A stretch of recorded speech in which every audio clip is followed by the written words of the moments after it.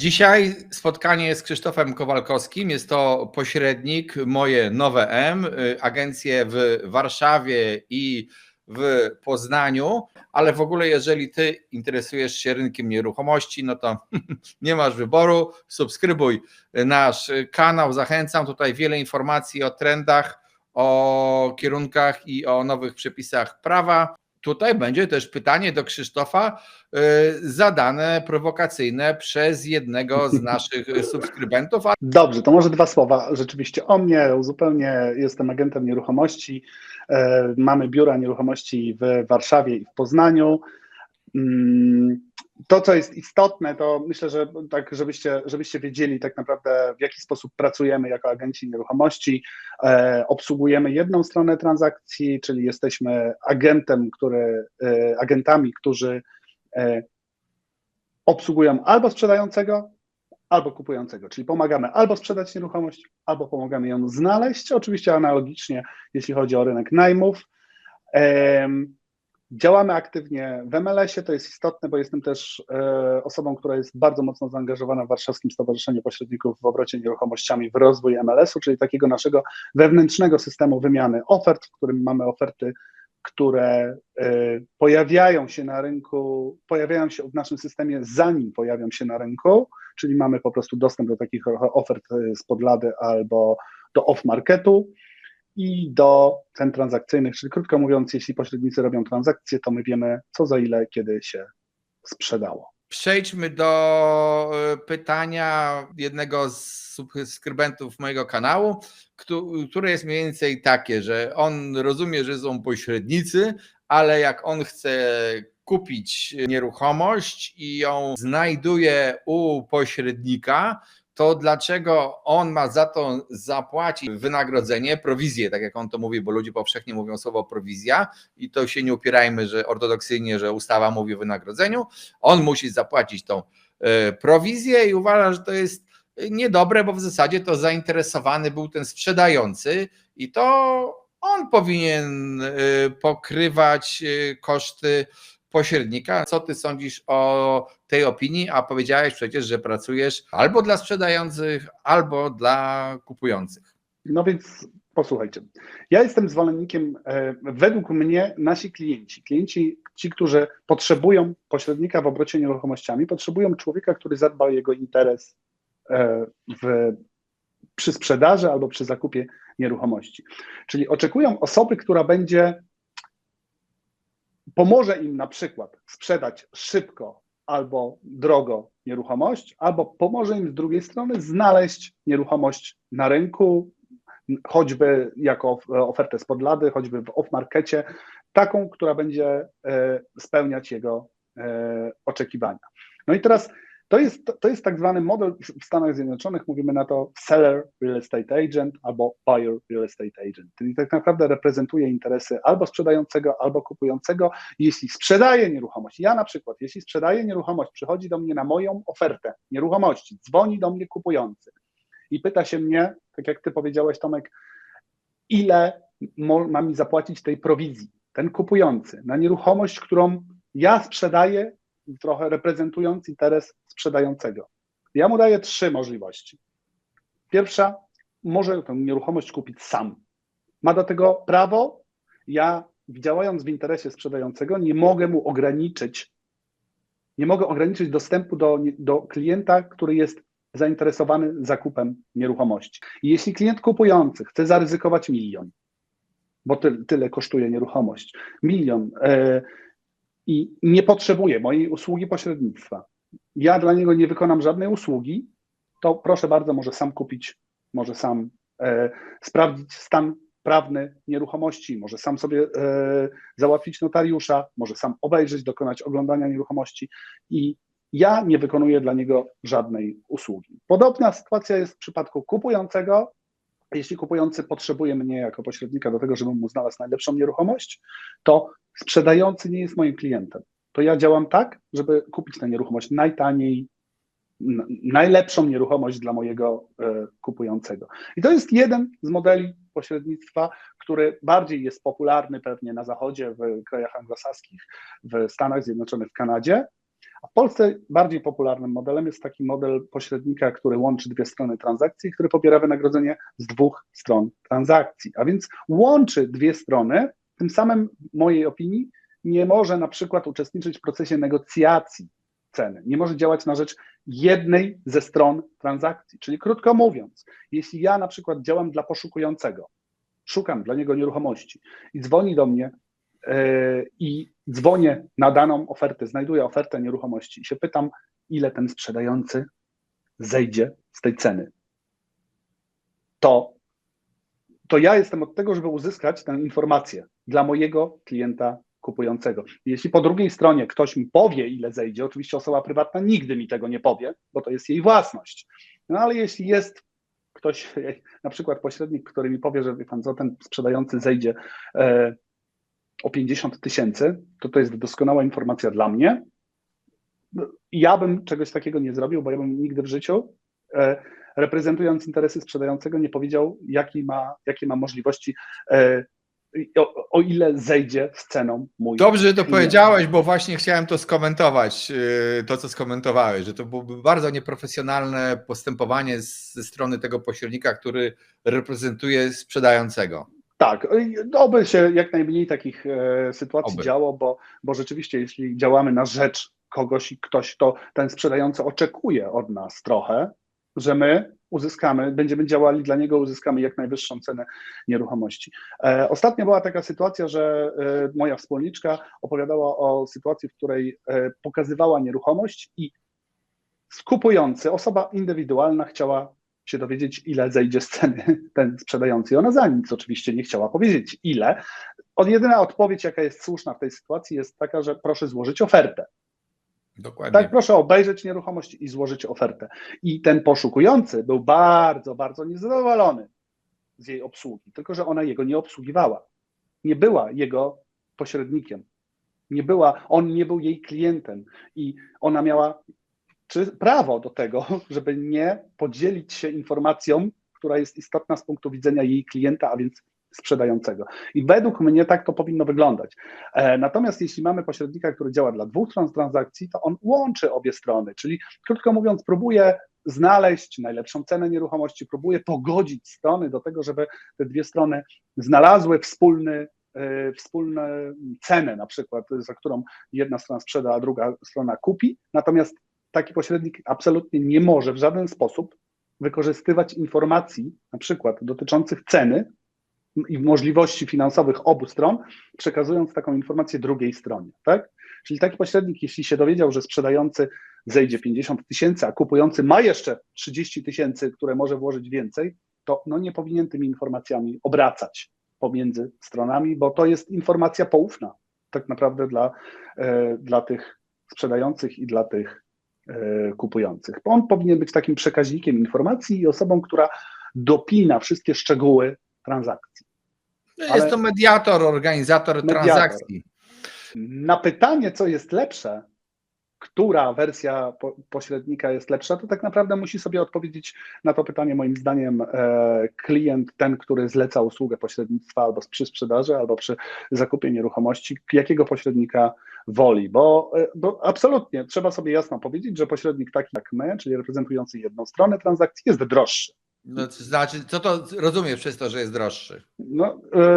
Za taką usługę trzeba zapłacić więcej, bo działamy w interesie tego sprzedającego i jesteśmy w stanie uzyskać na przykład dużo wyższą cenę nieruchomości niż w przypadku takiej osoby, takiego pośrednika, który nie działa w kontekście negocjacji cenowych na rzecz tego sprzedającego. No dobrze, ale uciekłeś trochę od pytania, bo pytanie było takie, dlaczego w ogóle ten ktoś, kto idzie kupować, przynosi pieniądze na rynek, dlaczego on ma w ogóle płacić za coś pośrednikom, tak? Więc odpowiedziałem tak. Człowiek może sobie kupić sam nieruchomość, jeśli znajdzie tę nieruchomość. Jeśli on nie chce korzystać z usługi pośrednika, według mnie powinien móc podejść do transakcji samodzielnie, ale też nie oczekiwać od pośrednika żadnej usługi. I teraz pytanie, czy pośrednik, który sprzedaje taką nieruchomość, jeśli on oczekuje od tego kupującego wynagrodzenia, to nie jest pytanie do mnie, tylko to jest pytanie do tamtego pośrednika. Jaką on usługę pośrednictwa wykonuje dla tego kupującego? I to jest kwestia narracji, kwestia rozmowy z tym kupującym, żeby mu pokazać, jaką usługę on wykonuje, jaką wartość daje temu kupującemu. Posłuchajcie, trudno mi jest jednoznacznie odpowiedzieć, bo za każdym razem ta nasza usługa jest trochę inna. Ja też miałem takie sytuacje, że pobierałem wynagrodzenie z 2 stron transakcji. Co to znaczy? To znaczy, że przychodził do mnie ten kupujący i powiedział: Panie Krzysztofie, ja nie chcę podchodzić sam do tej transakcji, bo ja nie rozumiem, co ja kupuję. Nie wiem, jakie prawo własności kupuję w tym przypadku. Nie rozumiem tego. Dla przykładu, kupujemy mieszkanie i mówi się, że kupujemy mieszkania, tak naprawdę kupujemy kupujemy prawo własności do lokalu mieszkalnego plus udziały w gruncie, a w tym przypadku jeszcze udziały w drogach przy tym osiedlu. I gdy kupujący orientuje się, że ma kupić 15 udziałów, on nie ma pojęcia, co to jest, co to jest te 15 udziałów, co on tak naprawdę kupuje. I ten kupujący przychodzi do mnie i mówi: Panie Krzysztofie, ja potrzebuję, żeby Pan mi wytłumaczył tak naprawdę, co ja kupuję, jakie prawo własności. I wtedy ja wracam do mojego sprzedającego, wracam do mojego sprzedającego z pytaniem, czy mogę obsłużyć przy tej transakcji kupującego.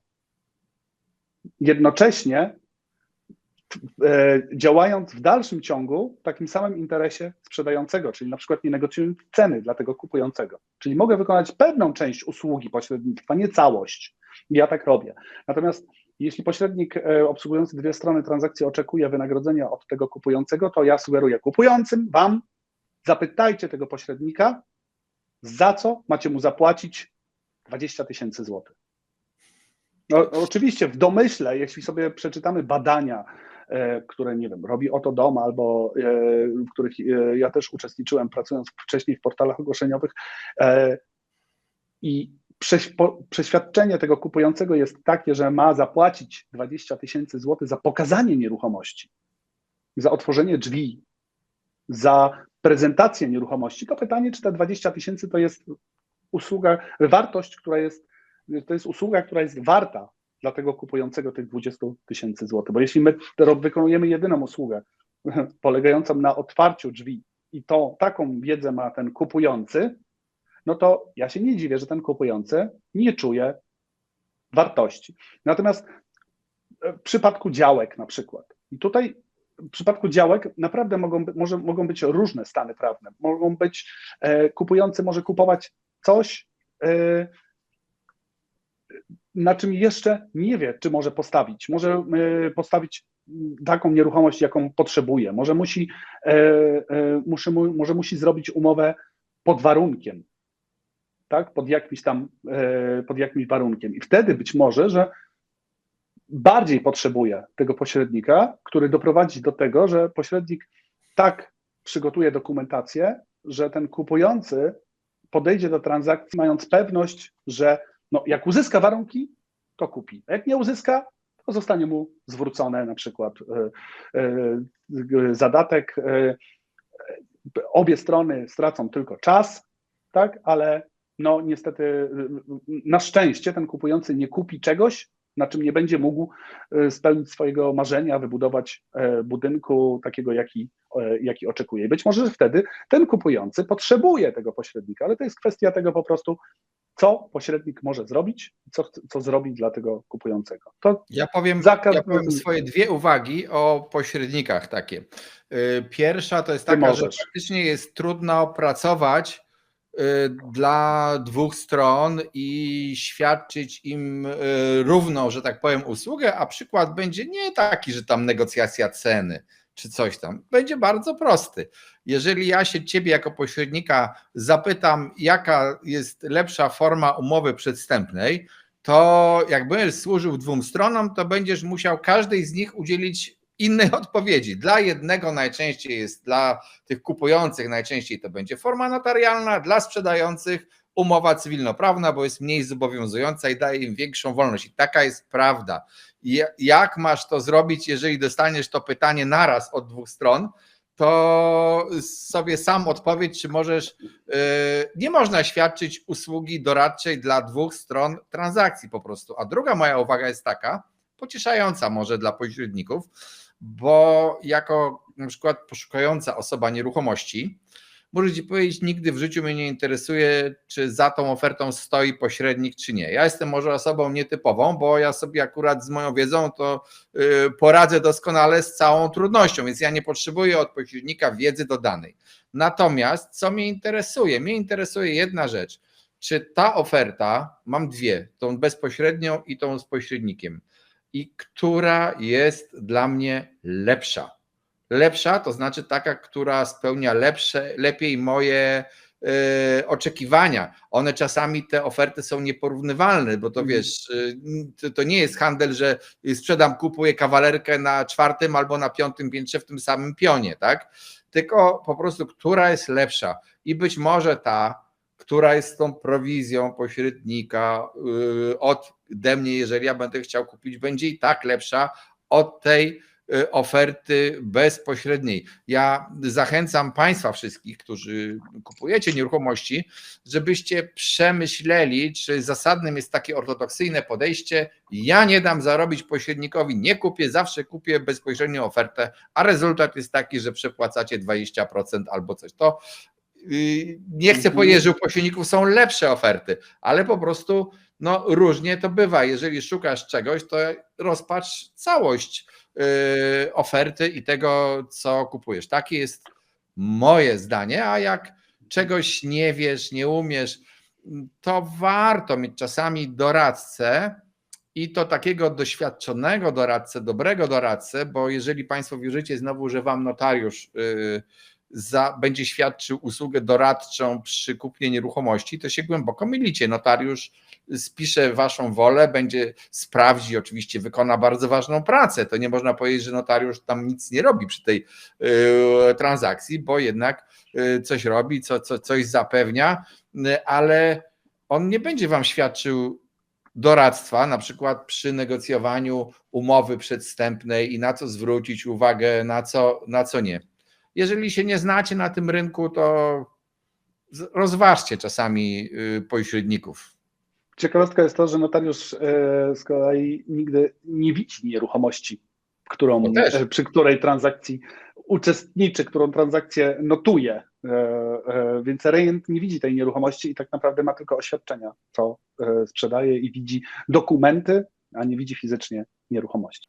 No dobrze, notariusz nie widzi nieruchomości, ale dla mnie też wadą, straszliwą wadą jest pośrednik, który twierdzi, że wie wszystko i który się zna na geologii, geodezji, budownictwie. On twierdzi, że wie. Może na podatkach, na wszystkim.